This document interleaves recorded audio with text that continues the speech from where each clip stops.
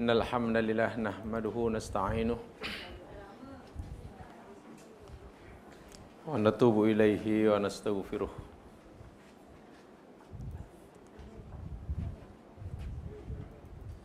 Na'udzu billahi min syururi anfusina wa min sayyiati a'malina may yahdihillahu fala mudilla lahu wa may yudlil fala hadiya lahu.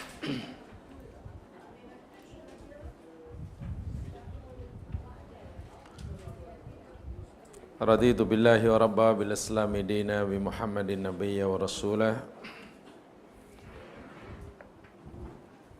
Rabbi israh li sadri wa yassir li amri wa hlul 'uqdatam min lisani yafqahu qawli.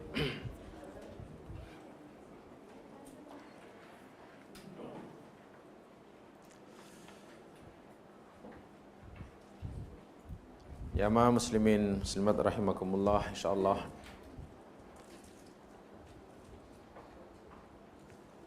kita akan teruskan siri pengajian kita Tauhidul Asma wa Sifat Al-Asmaul Husna.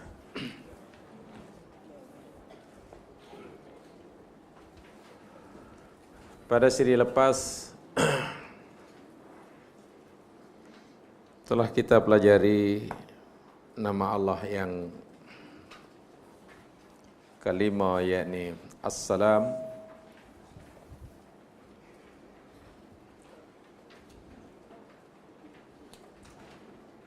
Berdasarkan ayat-ayat Al-Quran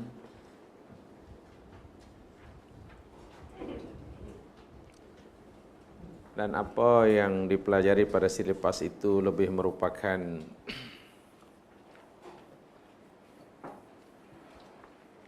jaminan Allah Subhanahu wa taala yang berupa keselamatan, kesejahteraan dunia, akhirat, alam barzah hingga ke syurga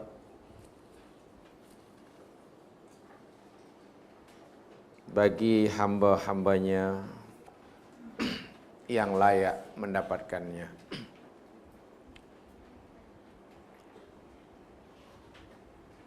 Kesimpulan penting daripada yang dipelajari pada siri lepas ialah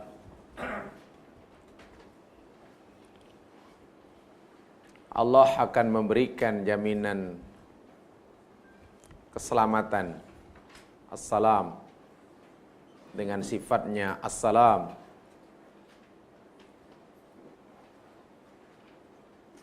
kepada hambanya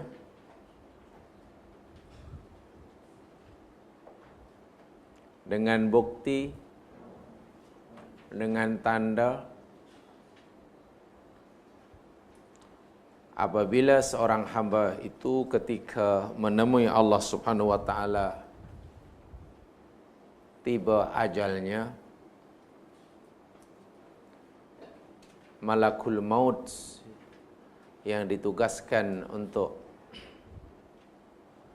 mematikannya, mewafatkannya, menyampaikan salam Allah Subhanahu wa taala kepadanya. Ayat mudah, sesiapa yang semasa menemui ajalnya mendapatkan salam Allah daripada malakul maut yang hendak mencabut nyawanya,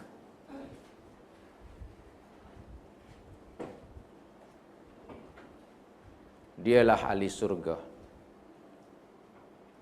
Dialah kelak yang akan layak mendapatkan salam terus daripada Allah Subhanahu wa taala tanpa melalui perantaraan sesiapa. Dan untuk memastikan seseorang itu mendapatkan salam, jaminan salam daripada Allah saat kematiannya sebagai tanda nyata husnul khotimahnya, tentulah seseorang itu telah mengamalkan apa yang Allah perintahkan semasa hayatnya. Paling tidak Rasul sallallahu alaihi wasallam menyatakan al-muslimu man salimal muslimun min lisanih wa yadih wal muhajiru man hajara mimma nahallahu anhu. Dalam hadis yang dicantumkan dalam nota ini, surat 18, al-muslimu, orang muslim, ialah man salimal muslimun min lisanihi wa yadih, yakni orang muslim yang muslim lain selamat daripada gangguan lidahnya dan tangannya. Sedia maklum bahawa kalimah al-muslim yang kita terjemahkan orang muslim, orang beragama Islam. Islam dan salam, salamah itu rutnya sama. Sin, lam, mim. Sama rutnya. Salamah. Islam, Muslim, salamah, salam, rutnya jadi sama. Salamah, salimah. Ay at-ta'ari minal afat az-zahirah wal batinah. Yang maknanya dari segi bahasa ialah terbebasnya sesuatu daripada cacat, celah, kekurangan zahir maupun batin. Sehingga seorang muslim tidak punya cacat celah, kekurangan berupa tindakan-tindakan ataupun akhlak-akhlak yang tercela, sama ada akhlak zahir maupun akhlak batin. Lebih-lebih lagi ketika mereka berta'amul, berinteraksi dengan muslim lain, sehingga orang lain merasa nyaman, merasa selesa dengannya.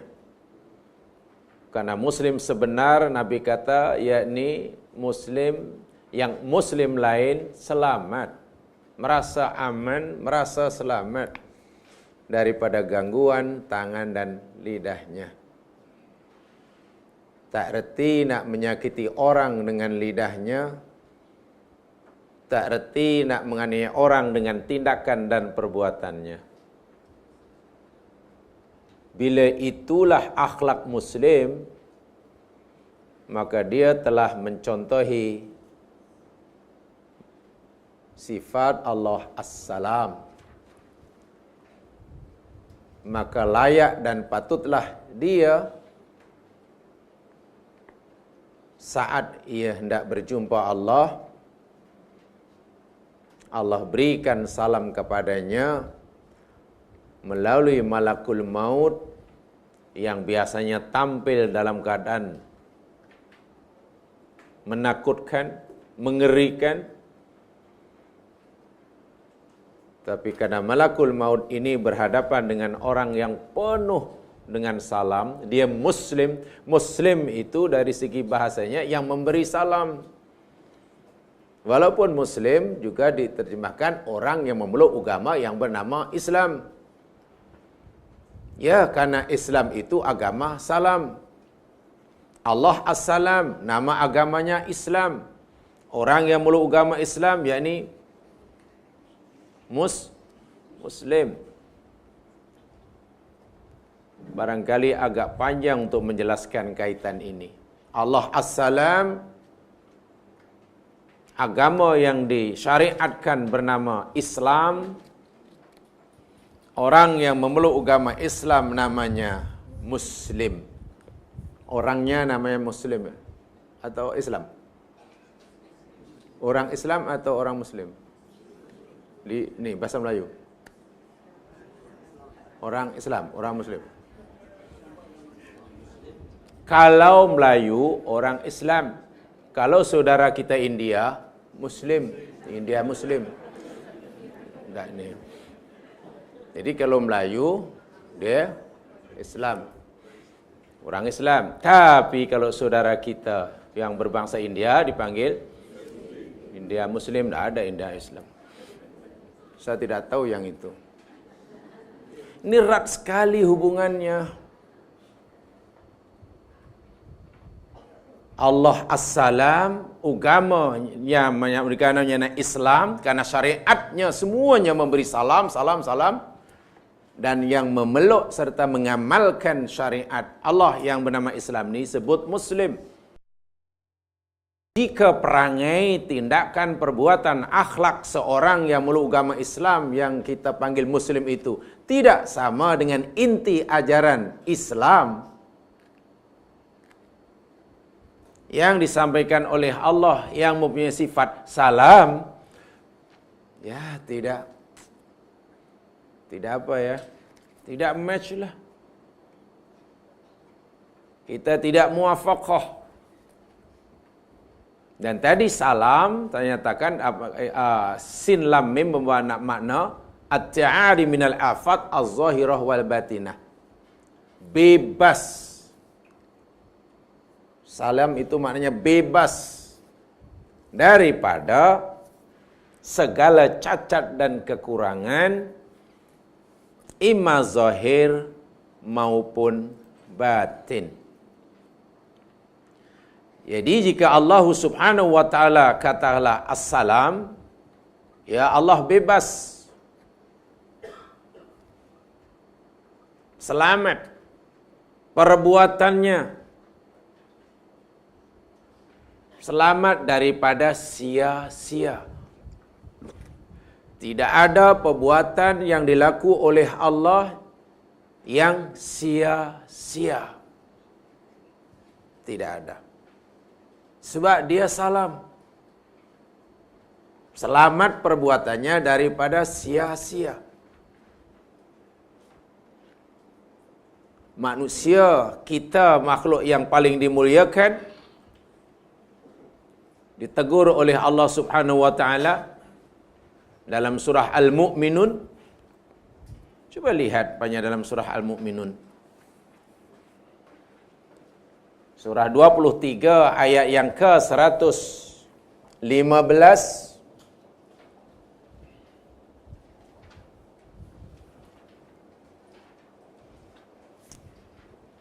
Nih, sekarang saya katakan apa makna salam bagi kalimah Allah, bagi nama Allah. Salam sebagai nama Allah. Allah salam itu apa maksudnya? Pertama, saya tadi salam ialah bebas ya. Terjemahannya bebas ataupun selamat. Al-bara'ah pun boleh. Minal afati zahirah wal batinah. Di dalam surah Al-Mu'minun ayat yang ke-115, surah yang ke-23, Allah Subhanahu wa taala tegur manusia dengan ayatnya, a'udzubillahi minasyaitonirrajim, afahasibtum annama khalaqnakum abatha wa annakum ilaina la turja'un. Ini pertanyaan, ini teguran. Fahasibtum, terjemahkan dahulu dengan fa pertama.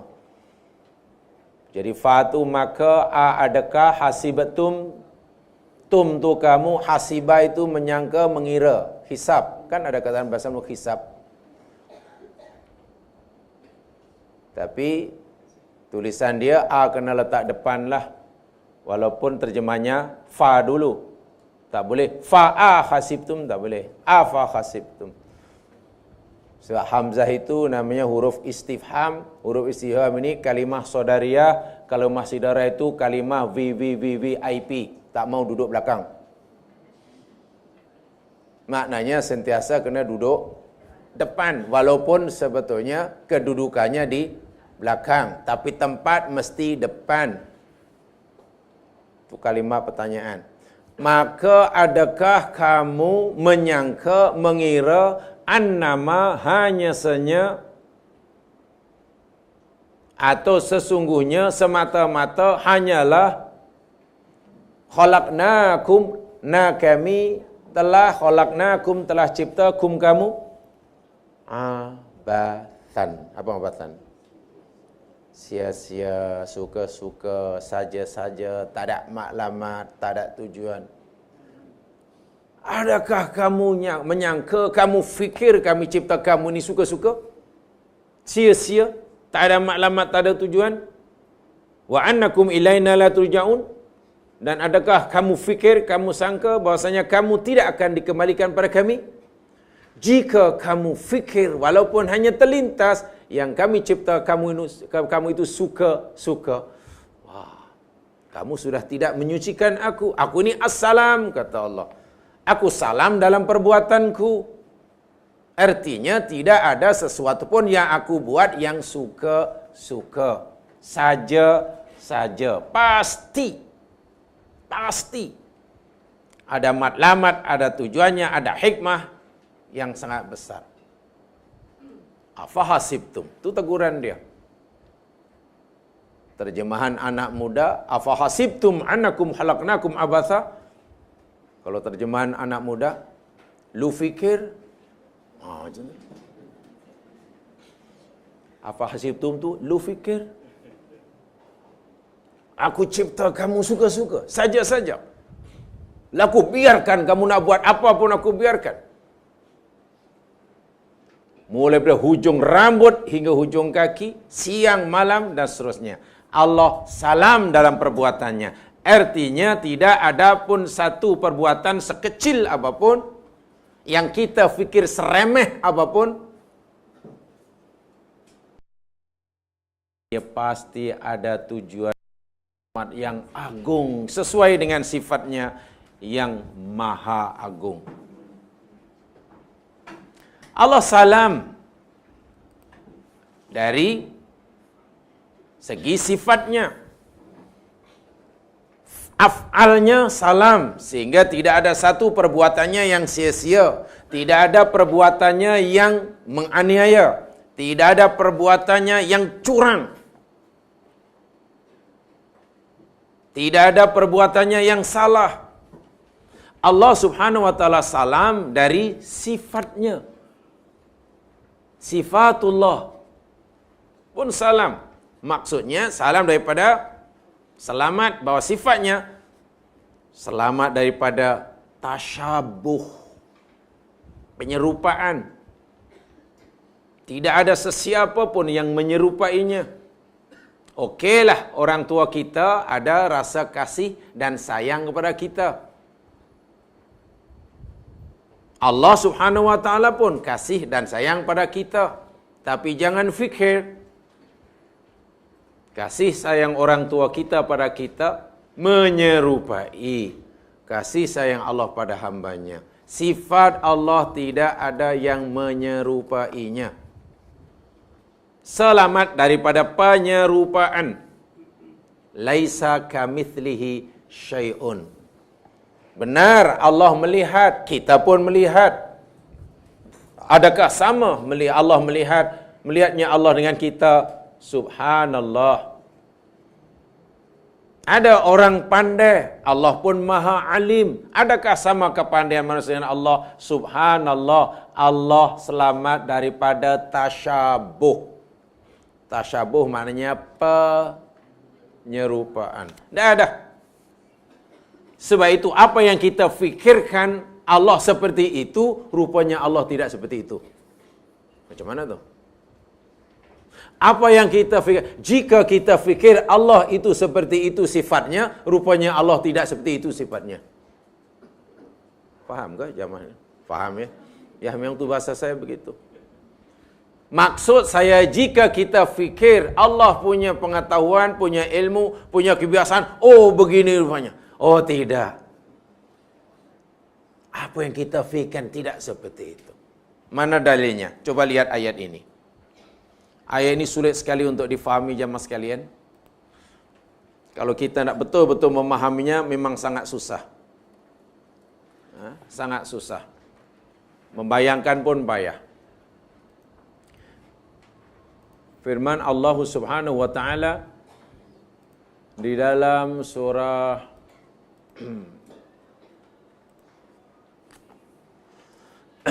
Asy-Syura surah 42 ayat 11.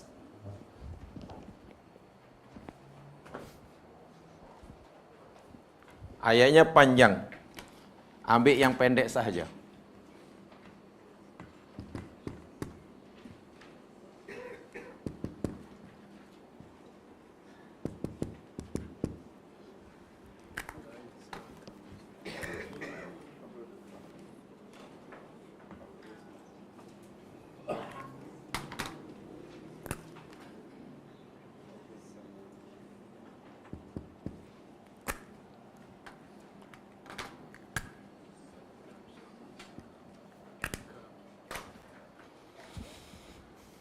Ada tak ayatnya ini? Ada ya? Ayat 11. Ada keratan ayat berbunyi itu. Laisa kamitslihi syai'un. Tolong, apa di situ terjemahannya? Tidak ada serupa dengan dia. Serupa dengannya sesuatu pun. Okey. Lagi? Ada yang lain terjemahan? Tiada sesuatu pun yang serupa dengannya. Okey. Tiada sesuatu pun yang serupa dengannya. Lagi? Tiada sesuatu pun yang sebanding dengan Yang sebanding dengannya. Ya. Okay. Ada yang lain mungkin terjemahan itu? Di situ apa tu Pak Syekh terjemahannya? Laisa kamitslihi syai'un. Coba kalau kita terjemahkan tiada sesuatu pun yang serupa dengannya. Tiada sesuatu pun yang sebanding dengannya. Tiada sesuatu pun yang apa? Menyerupainya. Atau mungkin tiada sesuatu pun yang sejibik dengannya, umpamanya. Sejibik itu mana betul-betul. Mungkin kita fikir terjemahan itu sudah paling tepat, tapi coba perhatikan ayatnya. Laisa satu-satu ya. Laisa maknanya tiada kan? Kaf maknanya kaf, huruf kaf aja. Seperti. Mithli maknanya mithlun. Seperti juga kan? Mithlun pun seperti juga, seumpama juga. Nya. Syai'un sesuatu. Jadi tiada, laisa tiada, syai'un sesuatu, kaf seperti, mithli seperti, nya. Tiada sesuatu yang serupa dengan yang menyerupainya. Jangankan yang serupa dengannya. Yang serupa dengan yang menyerupainya pun tidak ada. Macam mana tu? Kalau setakat tiada yang sesuatu pun yang serupa dengannya, itu pun kita kata maknanya dia satu-satunya kan? Tiada sesuatu pun yang serupa dengannya, maknanya dia satu-satunya. Karena tiada siapa yang tak ada satu pun yang serupa dengannya. Ini bukan setakat bermakna tiada sesuatu pun yang serupa dengannya. Tiada sesuatu pun yang serupa dengan yang menyerupainya. So, macam mana tu? Katalah jamaah punya kereta, satu-satunya kereta di Malaysia. Karena ia satu-satunya, kita kata tiada di Malaysia ini satu kereta pun yang menyerupai kereta saya. Mana semua orang tahulah kereta itu paling unik.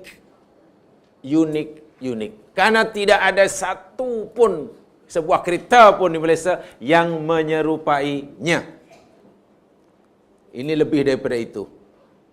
Tiada kereta satu pun yang menyerupai dengan yang menyerupainya. Jadi double kaf lah, double seperti. Sebab itu benar kita sayang, ada kitab sifat sayang, Allah pun ada sifat sayang. Tetapi tentulah tidak sama. Sebab itu tadi saya katakan, bila seseorang terlintas, oh agak-agak maha bijaksana Allah tu seperti ini agaknya. Apa yang anda bayangkan Allah bijaksana seperti itu, Allah rupanya tidak seperti itu. Masih lebih daripada itu. Oh Allah maha pengasih umpanya. Lalu kita bayangkan, lalu kita ukur, lalu kita sukat kasih sayang Allah. Oh agaknya segini kasih sayang Allah.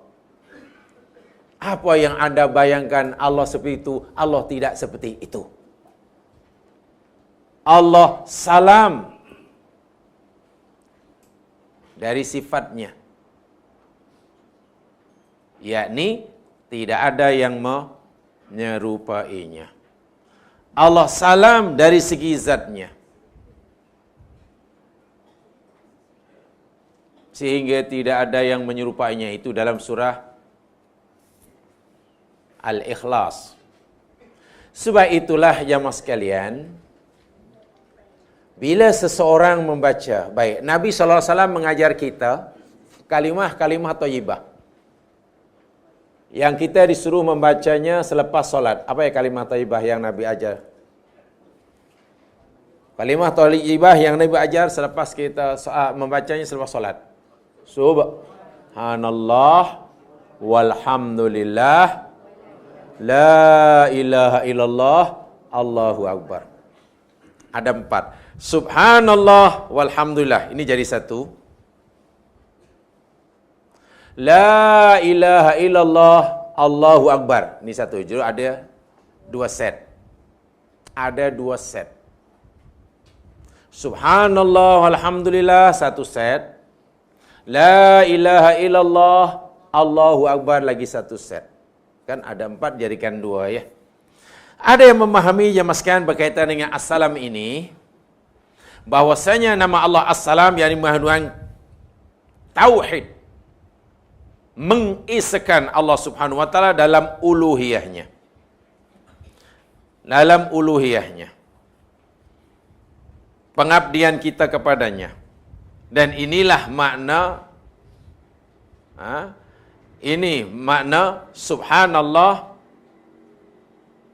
Allah Subhanahu wa taala dalam kalimah saya ulangi sekali, kalimah thayyibah yang Nabi ajarkan untuk kita selalu baca selepas salat, subhanallah, alhamdulillah, la ilaha illallah, Allahu akbar.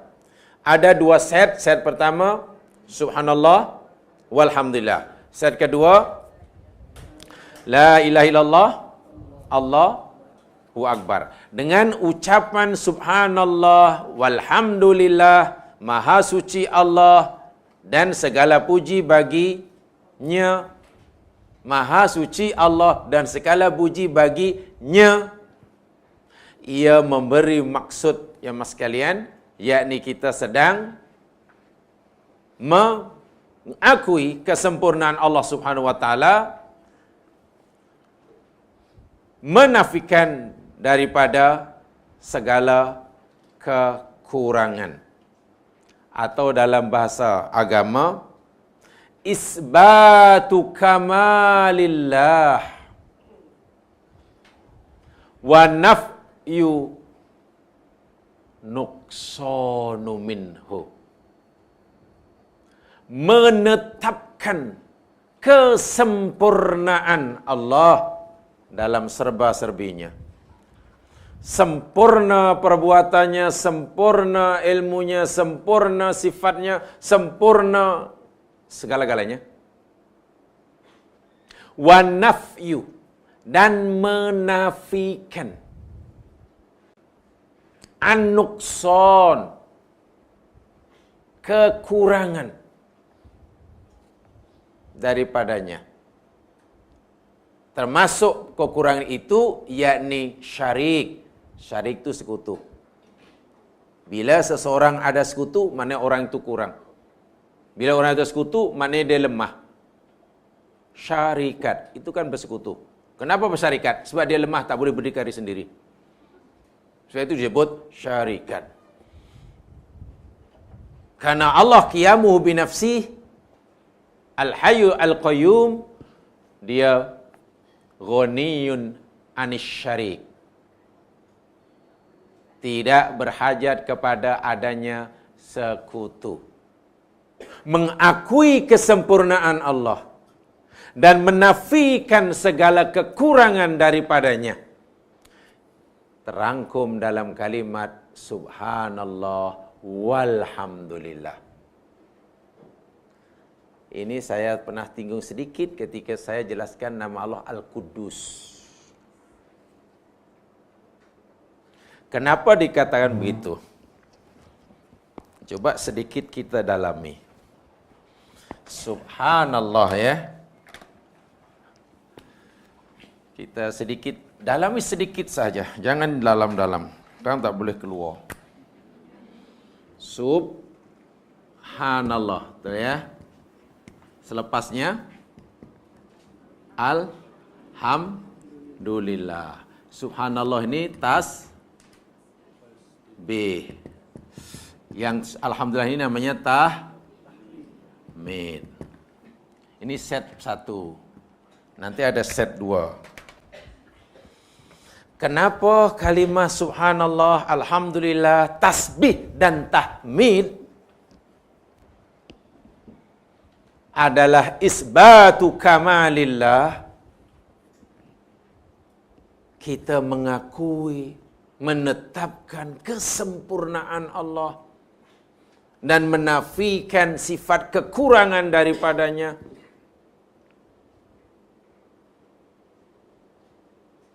Coba perhatikan, apa makna subhanallah tempoh hari ya? Tasbih, kudus, sabbaha maknanya sabbaha. Tempoh hari dalam kudus. Sebelum salam kudus kan?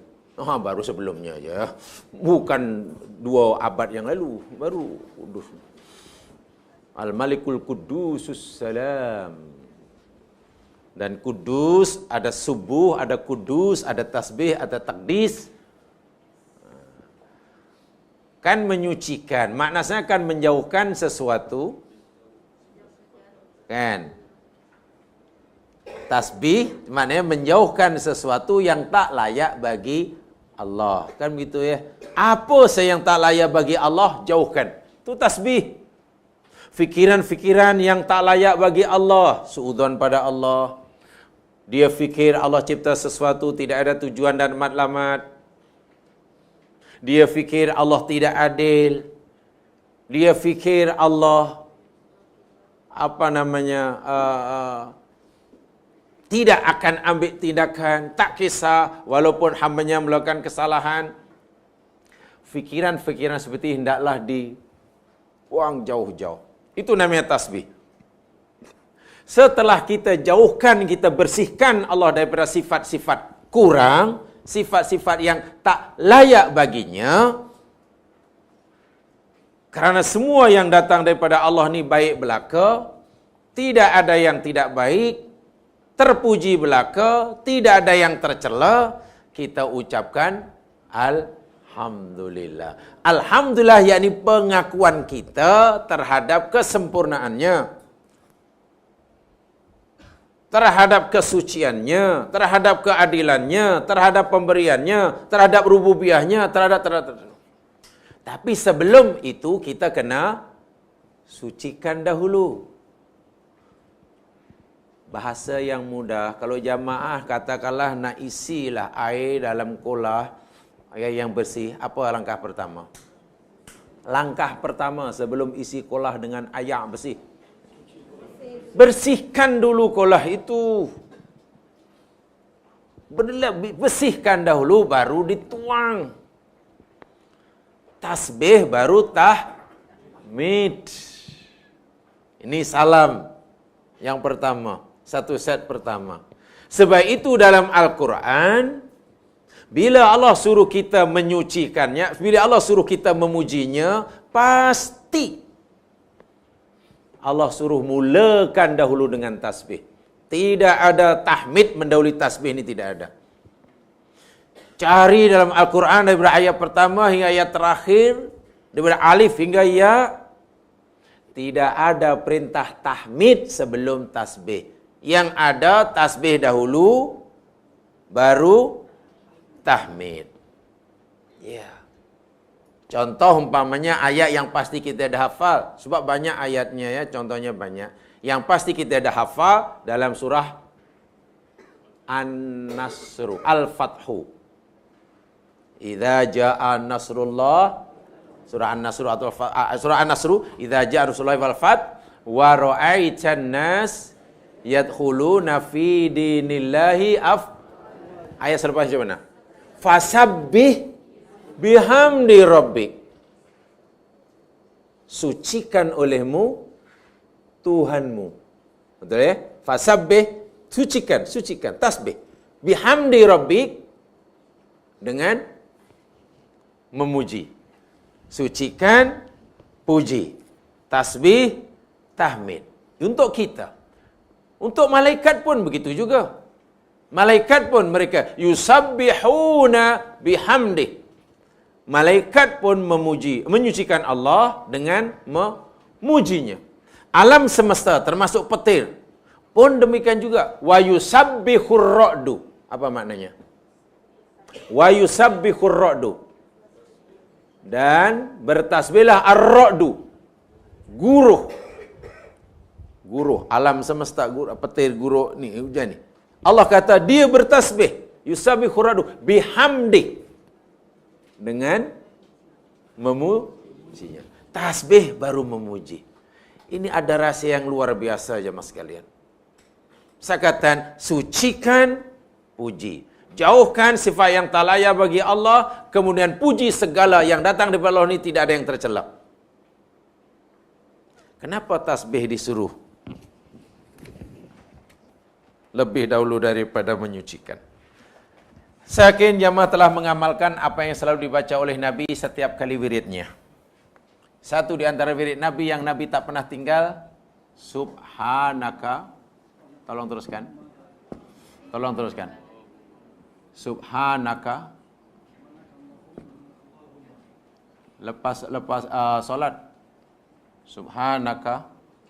La nuhsi thana'an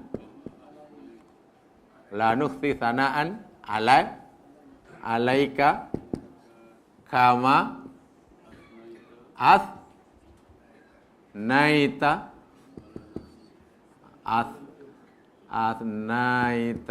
alaika anta kama asnaita ala nafsi. Oh, nampaknya belum dibuat ni. Wow. Ini Nabi tak pernah tinggal aja mas. Nak wirid, nak apa, nak puji, Nabi tak pernah tinggal ini. Sebab ini benar-benar kaitannya dengan sifat salam ini, kaitannya dengan tanzih, kaitannya dengan menyucikan dalam arti kata yang sebenarnya, kaitannya dengan memuji dalam arti kata yang sebenarnya. Hakikatul ubudiyah terpancar dari kalimat ini. Coba ikuti. Subhanaka la nuhsi thana'an alaika anta kama athnaita ala nafsik. Subhanaka la nuhsi thana'an alaika anta kama athnaita ala nafsik. Ini rahsia dia. Tadi kan ada 2 set ya. Baik, saya nak ketumpukan begini ya.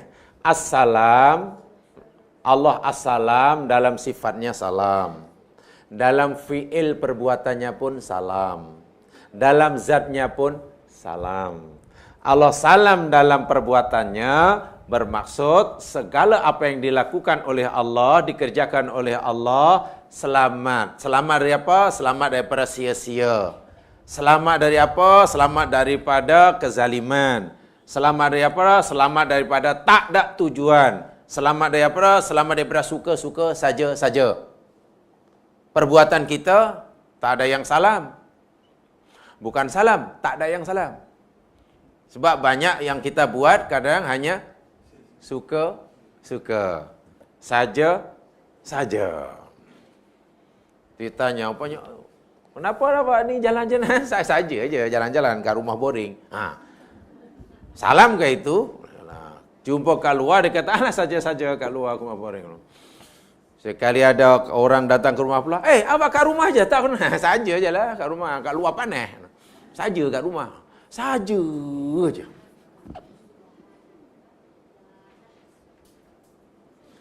Nah, satu di antara maknanya, untuk memahami, kita diajar oleh Nabi lepas solat baca kalimah-kalimah thayyibah. Kan itu ya tadi saya katakan.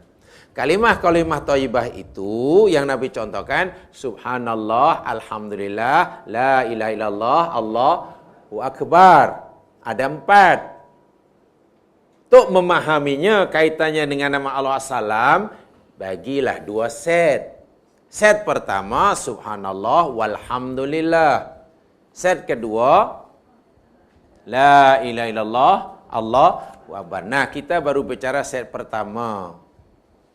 Subhanallah, walhamdulillah, subhanallah, walhamdulillah. Subhanallah itu menyucikan Allah, membersihkan Allah, membebaskan Allah daripada apa-apa ma la yaliku lahu, daripada apa yang tak layak bagi Allah. Kemudian alhamdulillah jadi bentuk pengakuan kita terhadap Allah Subhanahu wa taala bahawa yang datang daripada Allah ni semuanya terpuji. Tidak ada yang tercela. Semuanya sesuai, tidak ada yang tak sesuai. Semuanya membawa kebaikan, tidak ada yang membawa keburukan. Alhamdulillah, alhamdulillah, alhamdulillah. Jadi kita nafikan semua benda-benda yang tak layak bagi Allah, kemudian kita akui bahawa semua yang datang daripada Allah benda yang baik belaka. Susunannya tasbih baru tahmid. Tadi saya bagi contoh mudah, bila kita katakanlah nak simpan air, langkah pertama bersihkan betul-betul kolam itu. Kolam tu kena bersih betul. Tu ditasbih dahululah maksudnya. Barulah diisi dengan nanti hasilnya bagus. Kenapa susunannya mesti tasbih baru tahmid? Rahsianya kata Nabi ini, Nabi ucapkan ini. Subhanaka la nuhsi, subhanaka ma suci engkau ya Allah. La nuhsi sana'an alaika. Kami tidak mampu menghitung. Kami tidak mampu mengira. Sana'an puji-pujian. Alaika ke atas engkau. Anta engkau. Kama sebagaimana. Athnaita engkau telah memuji. Athnaita engkau telah memuji. Atau pujian yang engkau telah berikan. Ala nafsika atas diri engkau. Baik, jamaah boleh menyusunnya dengan terjemahan bebas, bahasa Melayu bebas. Ya, sebab insya-Allah tidak akan ya lulus sajalah jika bukan sedang ambil SPM. Maha suci engkau ya Allah, hamba-Mu ini tak mampu nak memberi puji-pujian kepadamu sebagaimana puji-pujian yang engkau berikan sendiri ke atas dirimu. Maksudnya. Okey, kita disuruh oleh Allah untuk memujinya. Betul. Masalahnya, sungguh pun kita telah memuji Allah dengan sebenar-benar pujian, ikut kadar kemampuan kita yang paling hebat sekalipun, rupa-rupanya kita masih wajib mengakui puji-pujian kita ini sebenarnya belum secantik mana buat Allah Subhanahu wa taala. Sebab itu kita mengakui, Nabi mengakui, ya Allah, kalaulah engkau suruh hamba-Mu yang lemah ini memujimu sebagaimana engkau memuji dirimu. Hambamu tak larat ya Tuhan, tak mampu. Coba renungkan. Yang mengaku tak mampu ini, yang mungkin tak mampu ini Rasulullah.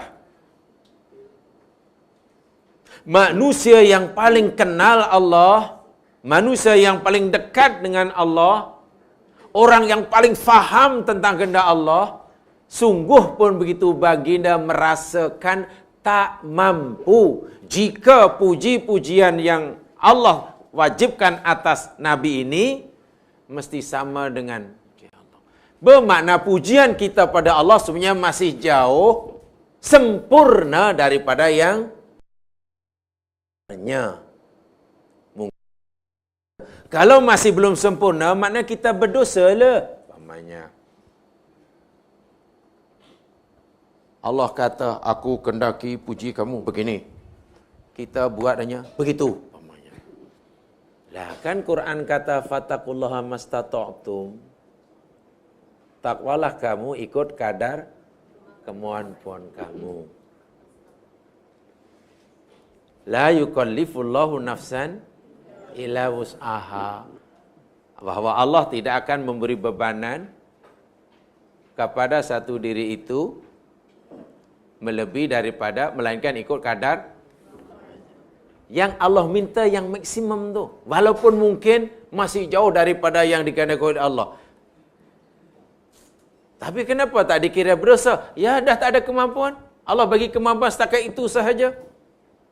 Sering saya bagi contoh seperti mana lampu ini. Apa ni? Ni berapa watt ni? Buat ni. Berapa Haji? Wah, orang PLN tahulah. Haji Uzaimi, orang PLN. Ada watt kan lampu ni mintul kan? Ada yang 5 watt, betul? Ada yang 10 watt. Ada 20, 40, 100, 500, 1000. Kilang yang buat hanya 5 watt saja kan? Baik, pertanyaannya, lampu mintul watt 5 watt, kemudian menyala 5 watt, dengan yang 100 watt, menyala 50, mana yang lebih terang? Pertanyaan, mana yang lebih terang? Yang 50, yang 100 menyala 50. Pasti terang, sebab yang 5 watt nyala 5. Kalau pertanyaan mana yang lebih terang, yang 100 menyala 50. Tapi kalau pertanyaannya, mana yang lebih tinggi markahnya? Yang markahnya penuh, 5 watt menyala 5. Apa sebab?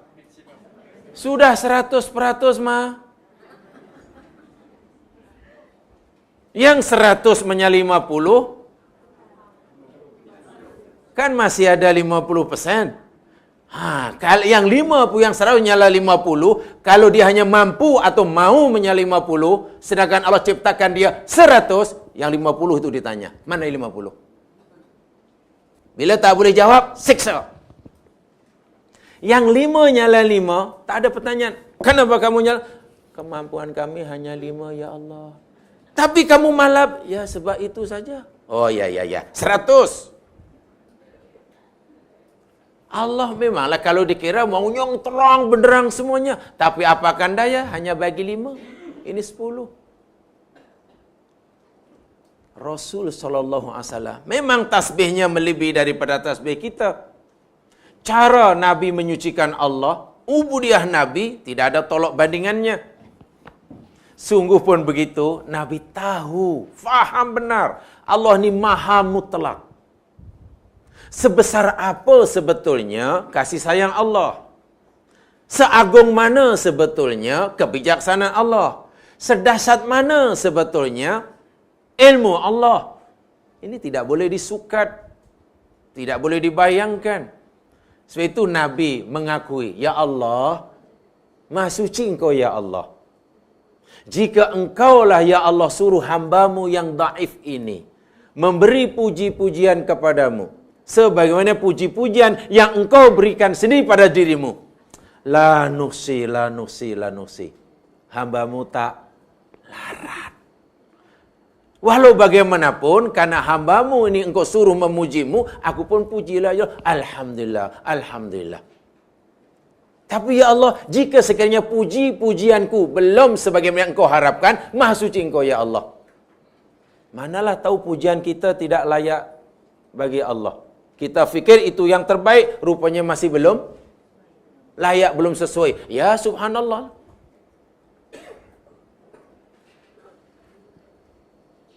Karena saya hanya biasa bercakap di hadapan saudara-saudara sekalian yang lebih kurang, yang sama tarafnya.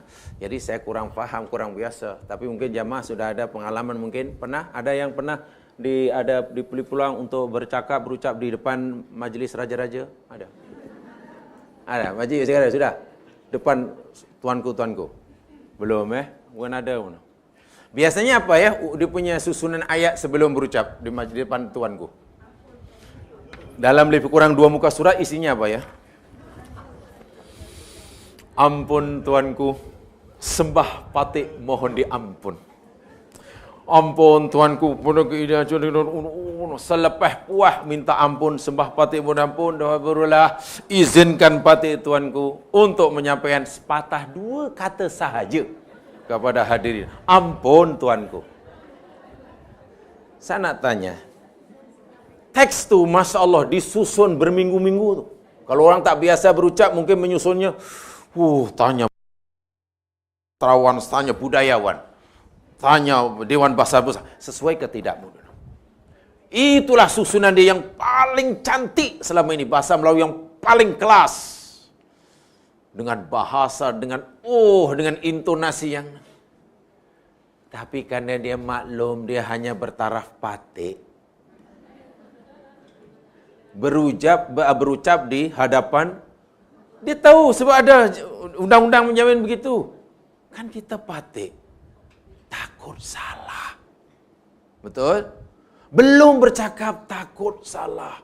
Wahal bagi kita itulah teks ucapan yang terbaik. Itu pun masih jangan-jangan nanti tuanku belum berkenan. Sebab itu ya Tuan, kalaulah Tuanku masih juga belum berkenan, apakah daya hanya ini saja yang patik mampu? Ampun Tuanku. Seolah-olah jikalah Tuanku sekalian, Tuanku semuanya nak suruh patik berucap seperti mana gaya bahasa Tuanku, la nuksi, patik tak mampu. Betul? Itu baru sesama tengok tu. Wahal kadang-kadang Tuanku tak kisah pun kita cakap. Orang dah tak kisah pun, yang kita ya. Katalah orang seperti saya, yang memang gaya hidupnya tak pernah ada peraturan-peraturan protokol. Memang tidak ada peruntukan itu untuk saya. Panggillah mungkin majlis resmi, duduk menghadap dengan, 1 minggu saya tak boleh tidur. Tanya sana, tanya sini, macam mana ya datang nanti, macam mana ya duduknya, macam mana ya cakapnya. Kalau masa duduk tangannya letak macam ini ke, atau macam ini ke, atau macam ini ke, atau macam ini ke, macam mana? Saya belajar tu. Bajunya warna apa? Aku kata macam mana aku duduk, kaki dia di ngengkang ke, tutup ke, begitu ke. Bingung saya. Setelah saya mungkin kursus ini 1 bulan, itu pun saya masih, ampun Tuanku, manalah tahu salah. Itu belum diajak makan semeja. Macam mana nanti? Macam mana nih? Bingung saya. Apa tak bingungnya? Alat untuk makan pun ada 6 tingkat. Kan di tingkat-tingkat dulu kan. Ya hantar semangkuk, bubuh, sikit aja. Sikit dia. Sup tu sikit dia. Taklah. Mangkok besar, sup kecil. Dah. Ambil lagi pinggan besar.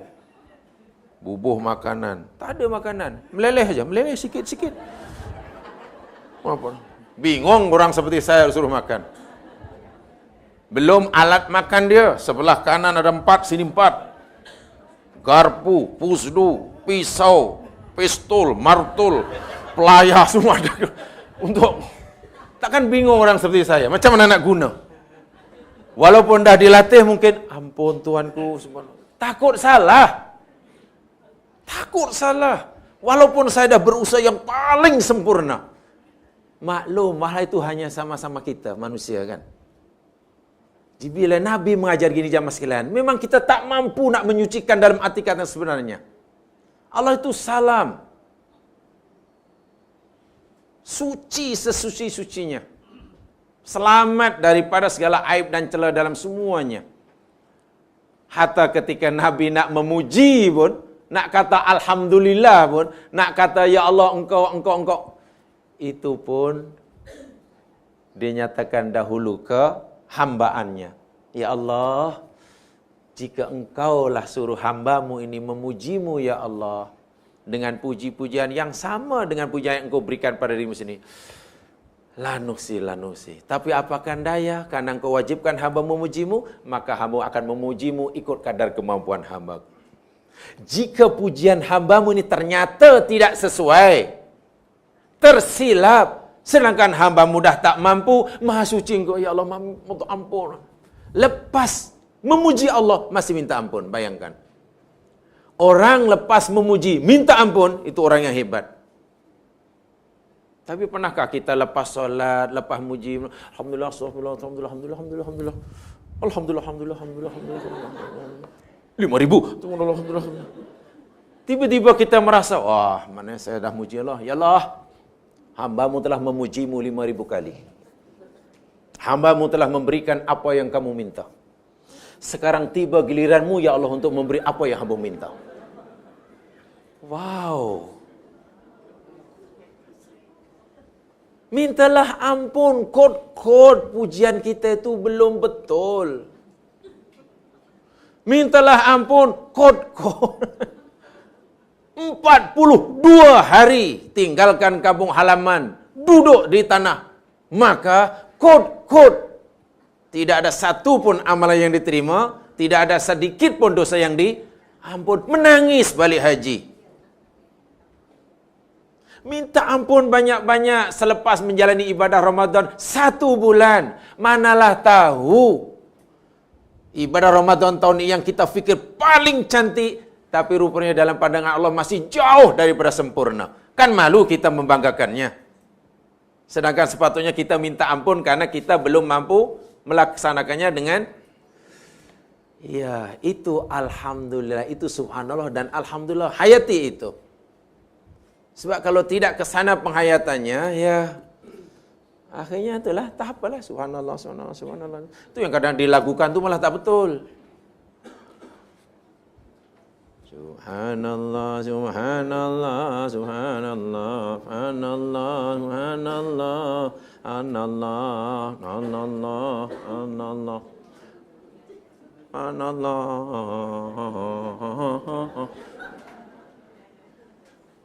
Alhamdulillah, dalam dulu pernah kita pelajari, kan? Kita telah pelajari ada perbezaan antara berzikir dengan membaca kalimat zikir dengan bernasyid. Ini ada perbezaan, walaupun mungkin kalimat yang dibaca sama. Mungkin sama-sama bunyi dia subhanallah, alhamdulillah. Sama, yang berzikir pun itu, yang membaca kalimat zikir pun itu, yang bernasyid pun itu. Bezanya jauh nih. Jadi tak perlu dilakukan. Ya, tidak perlu dilakukan. Ya, betullah hayati sebab kita sedang sedang mengakui kesempurnaan Allah Subhanahu wa taala, menafikan Allah pada segala kekurangan, menjauhkan Allah, membersihkan Allah daripada apa saja fikiran-fikiran terlintas dalam kita yang tak layak baginya,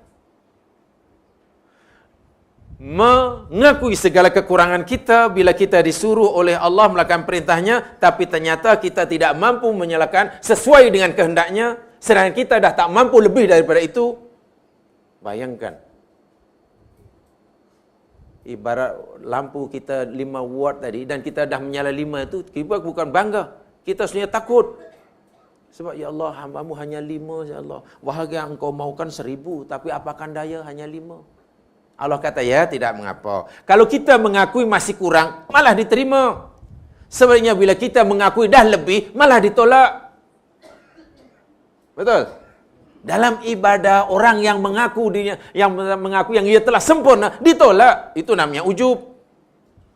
Tapi kalau, ya Allah, hamba yang serba kurang ni, ya Allah, walaupun tadi, terimalah ya Allah, terimalah. Walaupun yang hamba melakukan, mungkin masih jauh daripada kesempurnaan. Subhanallah, walhamdulillah. Dah, ni set pertama. Jadi ada rahsia, jangan dibalik ya. Nabi pun mengajarnya subhanallah walhamdulillah. Tak ada alhamdulillah, alhamdulillah, subhanallah, subhanallah. Tidak boleh. Jangan dibalik. Memang begitu susunan dia menurut Al-Quran, menurut hadis. Ada rahsia dia. Sekarang kita bandingkan. Kias aulawinya. Kalau seorang insan semulia Nabi pun masih merasa tak mampu nak memuji Allah sebagaimana kehendak Allah. Lalu siapa kita? Lalu siapa kita? Sebab itu, kena ditingkatkan kualiti puji-pujiannya ya. Bukan sekadar ditambah kuantitinya, tapi ditingkatkan kualitinya. Tak perlu mengejar kuantiti ya. Ini mesti kuantiti. Pagi 1000 kali, Rabu 10.000, tengah hari 18.000. Akhirnya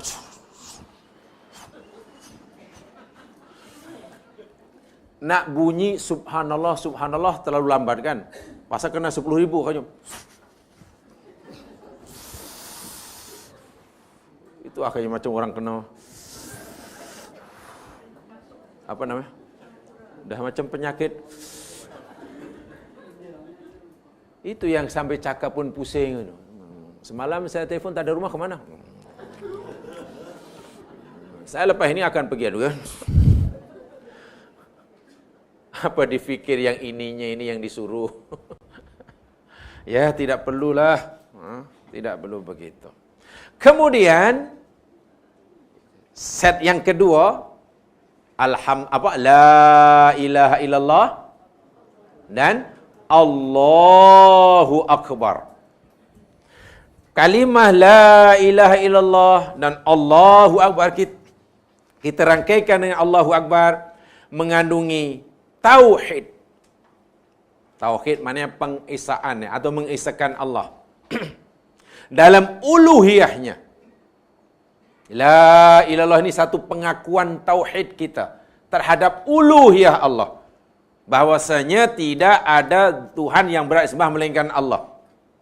Bukan itu mana pengasahan la ilaha illallah. Tidak ada yang berhak untuk disembah dengan hak kecuali Allah Subhanahu wa taala yang maha besar, maha agung. Pengakuan. Tadi kita jauhkan Allah dari sifat kurang. Kemudian kita tetapkan Allah sifat-sifat kesempurnaannya. Bila itulah keadaan Allah, sifat Allah yang sebenarnya, maka dialah satu-satunya zat yang berhak disembah. Kita pun kata, la ilaha illallah, Allahu akbar. La ilaha illallah, Allahu akbar. Yang lain menjadi kecil. Allahu akbar tidak ada artinya. Allahu akbar tiba-tiba diri kita menjadi tidak ada artinya. Terlalu dhaif, terlalu kecil. Allahu akbar akan memberi kesan natijah takabur dalam hati keluar. Takbir itu jamaah sekalian, kesannya hendaklah dapat menghilangkan takabur. Takbir dengan takabur, rudwatnya sama, kabir. Besar. Takbir membesarkan Allah, takabur membesarkan diri sendirilah. Jadi semakin kurang, bahkan lama-lama menjadi hilang sifat takabur diri, maknanya sempurnalah takbirnya kepada Allah. Sebaliknya, sungguh pun orang itu rajin mengucapkan Allahu Akbar, Allahu Akbar, Allahu Akbar, tetapi takaburnya masih istiqomah, ya, takbirnya tidak ada nilainya. Takbirnya tidak ada nilai. Itu salam Allah dalam sifatnya. Salam Allah dalam perbuatannya. Salam Allah dalam keputusannya. Tidak ada salah silapnya, tidak ada kurang cacat celanya, tidak ada kezaliman, tidak ada tersilap, tidak ada benda yang patut ada tapi tak ada, tidak ada benda yang sepatutnya ada tapi tak ada, tidak ada yang sepatutnya tak ada tapi ada. Sebab Allah salam. Sebab itu jangan kata patut tak patut, jangan. Makna kita tidak sedang mengakui salam Allah. Ni mangga ini namanya mangga harum manis. Ku tanam, tiba-tiba buahnya tak manis. Walhal harum ini sepatutnya mangga ni manis. Sepatutnya. Tanpa kita sedari, kita tanya, ya Allah, sepatutnya engkau buat ni manis. Tak sepatutnya engkau jadikan ia masam. Orang yang bila sudah mulai matutkan. Allah salah, mana silapnya? Ya silapnya, manis sebab namanya harum manis. Salah anda kenapa awak namakan harum manis? Kita berikan nama harum manis, kemudian kita paksa Allah suruh jadikan mesti manis. Siapa Tuhan, siapa makhluk, siapa pencipta, siapa yang dicipta. Kan? Bagaimana kalau kita tukar? Mangga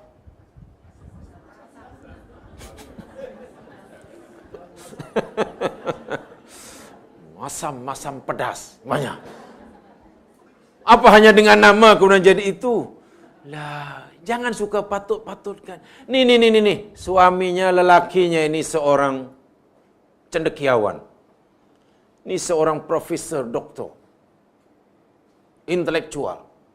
Kawin dapat pasangan. Hidup istrinya. Kalau tadi profesor, doktor. Istrinya profesor, doktor, insinyur.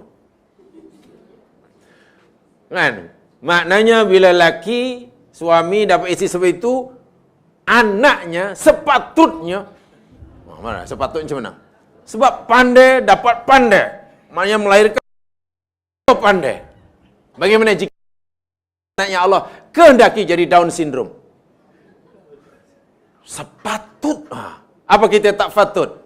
Bila tak patut, maknanya kita kata ada satu sifat Allah yang perlu dihilangkan. Salam. Subhanallah. Adakah Allah tersilap menciptakan anak yang Down syndrome dilahirkan daripada pasangan yang super pandai? Masya Allah, subhanallah, Allah salam, tidak ada silapnya. Karena dah ada contoh itu, akhirnya sudah tak ada lagi. Orang yang laki pandai, tak nak cari perempuan pandai. Takut itu. Kena seorang aja yang pandai, biar anaknya. Tak juga, katanya. Ini pasangan suami ayahnya dahulu darjah 6. Yang istrinya darjah 3. Kawin. Anaknya tiba-tiba jadi angkasawan. Di mana silapnya? Tidak ada yang silap, dia salam. Kita yang disuruh oleh Allah untuk memikirkan, pasti ada pengajaran yang tidak diberikan. Kita yang disuruh menyesuaikan diri memikirkannya. Jangan sekali-kali memaksa Allah melakukan tindakan sesuai dengan apa yang kita fikirkan. Anda berdosa.